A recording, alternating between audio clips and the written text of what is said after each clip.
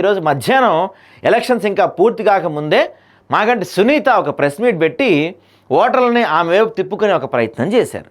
So అది reverse అయింది. మాగంటి సునీత ఇప్పుడు మీరు అందరూ నాటకాలు ఆడుతున్నారు, రకరకాలు చేస్తున్నారు, ఏడిస్తే ఏడ్చారంటారు, నవ్వితే నవ్వారంటారు, రకరకాల నాటకాలు ఆడుతున్నారు, రేపు 14 తర్వాత ఒక్కొక్కళ్ళ సంగతి చూస్తా అని వార్నింగ్ ఇస్తున్న క్రమంలోనే మాగంటి సునీత ఒక డైలాగ్ వదిలేరు. అదేంటంటే నైతిక గెలుపు మాదే అనే ఒక డైలాగ్ని మాగంటి సునీత వదిలేశారు.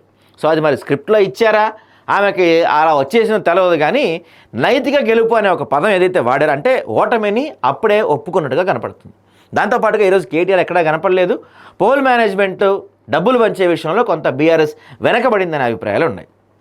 సో మొత్తం మీద ఈ అన్ని అంశాలు పరిగణలోకి తీసుకుంటే జూబ్లీ హిల్స్లో కాంగ్రెస్ పార్టీ మంచి మెజార్టీతో గెలవబోతుంది అనేది ఆదాబ్ హైదరాబాద్ యొక్క ఎగ్జిట్ పోల్స్ అంచనా. ఈరోజు పోల్స్ అన్నీ కూడా మేము చాలా క్షుణ్ణంగా పరిశీలించాం.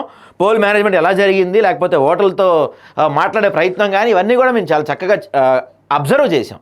కాబట్టి ఓటర్ల మనోగతాన్ని మేము పూర్తి స్థాయిలో క్యాప్చర్ చేసి మేము ముందుంచే ప్రయత్నం చేస్తున్నాం. దీంతోపాటుగా ఆదాబ్ హైదరాబాద్ సర్వే అయితే ఇది మనం చూస్తే ఒకసారి కాంగ్రెస్ పార్టీకి 49% ఓటింగ్ రాబోతుంది, బీఆర్ఎస్కి 43%, బీజేపీకి 6%, అదర్స్కి 2% ఓటింగ్ రాబోతుంది. అంటే దీని ప్రకారం కాంగ్రెస్ పార్టీకి దగ్గర 10,000 మెజార్టీ వచ్చే అవకాశం కనిపిస్తూ ఉంది.